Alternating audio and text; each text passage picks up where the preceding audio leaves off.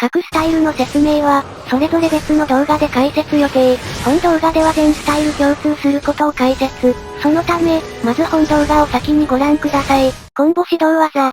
突進切り指導。距離を詰めながら攻撃が可能。SA 状態となり、しばらく SA は続く。その SA は水平切り終了ぐらいまで続く。足でダメージを受けたがハンターはのけぞってない。SA は回避した時点で終了するので注意。ジャンプ切り指導。段差に向かって突進切りを出すと自動で移行。上り段差でも可能。ジャンプ軌道と、モーション値は違うがほぼ一緒。段差を登った直後 A でも出せる。ジャンプ攻撃中は SA。ジャンプ攻撃後はしばらく SA が続く。切り上げ指導。モンスターに張り付く関係で、ほぼこれがコンボ指導。コンボの構成は各スタイル解説動画で説明予定。微妙技、剣立てコンボ。横切りの後に出る。全体モーションが長い。その割に威力は高くない。挙句に味方に当たると吹っ飛ばす。ソロなら意図的に出すことはあるが、基本的には使わない。縦攻撃とバックナックル。全体モーションの割に威力が低い。バックナックルに至っては味方を吹き飛ばす。ソロでも使わないレベル。盾による攻撃は弾かれ無効。属性ダメージや状態異常蓄積はする。ソロなら使うのか？今まで使ったことないけど、回転切り。その後に派生がない上に隙が大きい。明確な理由がない限り使わない。仮技。絶対回避臨戦。長い無敵を利用してもいいし、移動距離を利用してもいい。回避は前と横にしか出せない。それ以外の方向へ移動する使い方も、たまり次第ぶっ飛して切れ味回復もあり、切れ味消費の激しい片手にはトップクラスの性能。混沌の陣薬、アイテムの陣薬の効果と、混沌の陣薬の効果は、お手数ですが概要欄をご覧ください。混沌発動後、心眼で切れ味を回復し、本命の陣薬を発動するのが基本。また、混沌終了直前に心眼を使い、本命の陣薬を使うのも基本。移動された、混沌がある程度溜まっていて、会心を使うのも、こんな時は心眼を使っておいて。心眼効果中に混沌を使えば、切れ味が回復してくれる。混沌終了前に心眼を使用。わざと他の陣薬を使わない、刃薬を使ってないことを注目しててくださいな。この心眼の効果が続いているうちに混沌を発動できれば、一つの心眼で2回切れ味を回復できると、難易度の高いクエストのソロだと刃薬が持たないケースも、心眼効果中に混沌3を溜め切れるならば、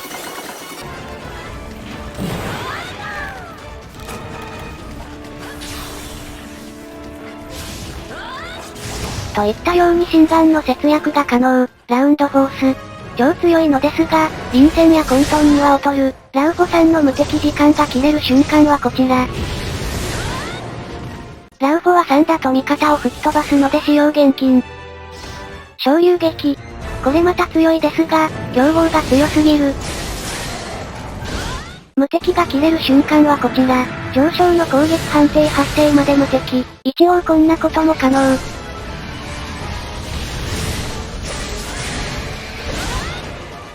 ブレードダンス。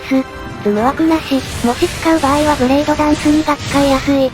おすすめスキル。ベタだがグギグギグ。スタイル問わず使える。弱点特攻が不要であれば、ベタだが、ギギグギグ。これもスタイル問わず使える。スタイルによって特筆すべきことがあれば、各スタイル解説動画で説明予定。また、そもそも攻撃を受けるとそれだけ時間もかかる。どうしても安定しないなら回避性能なんかも良い。火力特化より早く倒せたなんてことが起こるかもしれない。最終的には個人個人の好みで音符、武器について、手数武器であるため、属性武器を使わないと基本的にはダメージでない。しかし物理の大きい属性武器を使うのが基本。例えば、この3つを比較した場合、全スタイルに進められるのは最も物理火力がある。これ、となる。もちろん、スタイルや戦うモンスターによっても変わる。しかし、とりあえずは物理の高い属性と思って大丈夫。ちなみに切れ味が高い方が属性ダメージも上がるため、スキルの切れ味レベルプラスは発動させるのが基本となる。問題は弱点属性が違うモンスターがいるクエスト。こういったクエでは属性武器は期待できない。なので、爆破を用いる。爆破が期待値高いケースが多い。爆破ではなく無属性であれば、ドカキ切りが使いやすい。ちなみに麻痺や睡眠は、一興みたいなのはなく、プレイヤー人数やモンスター、そして何を重視するかで、どれがいいかは変わる。小たる回復。回復動作は長いため回復が間に合わないケースは多い。小たるで吹き飛ばされることで、無防備な時間を減らせるので回復ができる。全体動作で見れば長い。しかし、わずかながら無防備な時間が減る。何より吹っ飛ぶことでモンスターの攻撃がこっちに来ない。行動可能になった直後を狙われないということ。これにより劇的に回復可能な状況が増える。抜刀中にアイテム使える片手には特に優秀。ガードなど。ガードはほぼ使わないが、いざって時には役立つ。ちなみに起き上がった直後は仮技を出せないフレームあり、完全に攻撃を重ねられたならガード。中には片手のガード能力でも、のけぞらずに済む攻撃もある。ケースバイケースで使っていこう。フレーム回避をする際にガードしてから回避。回避が遅かったならガードになってくれる。成功すれば当然フレーム回避。回避が早いと普通に食らうが、抜刀中にアイテムが使える、煙玉を維持したり、先行で確実に落としたり、抜刀中にアイテムが使える強みを活かしましょう。サポート。抜刀中にアイテムが使える片手はサポートもできる。高速。映像ではエリアルだが全スタイル可能。麻痺武器を使うかどうかはお好みで、罠師は発動している。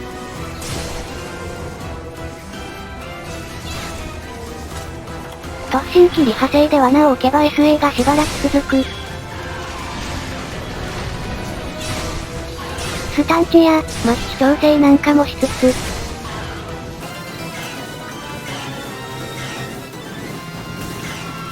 落とし穴の後に浮かないモンスターだったとしても、先行中に罠に入れるのは手。長い高速は好まない方もいるので、ほどほどに、火力武器を持って、たまに罠を置くぐらいがちょうどいいのかも。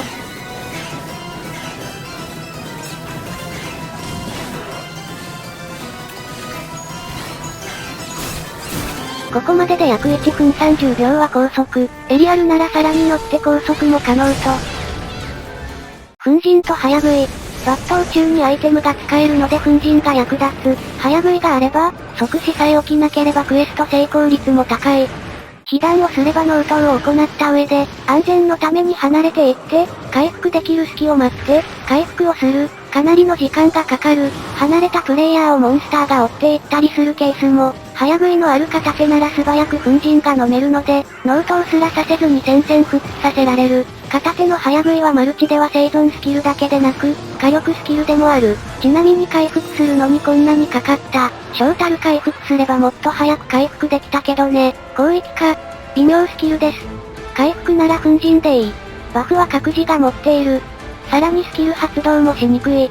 そのため基本的にはいらないスキル。ただし例外もあって、広域1だったとしても解毒、忍耐、打ち消しによりデバフを消せる。これらが面倒なモンスターに限っては、抜刀中にアイテムが使える片手が使ってあげるのは手。広域1でいいので、広域には過剰、SB、キルよりダメージ出る状況で爆破。ただし、最低限欲しいスキルの都合、ゴスロスキルの発動もしんどい。遊びではあるが楽しい。マルチでは現金。片手はアイテムと相性いいので相手を選べばワンチャン。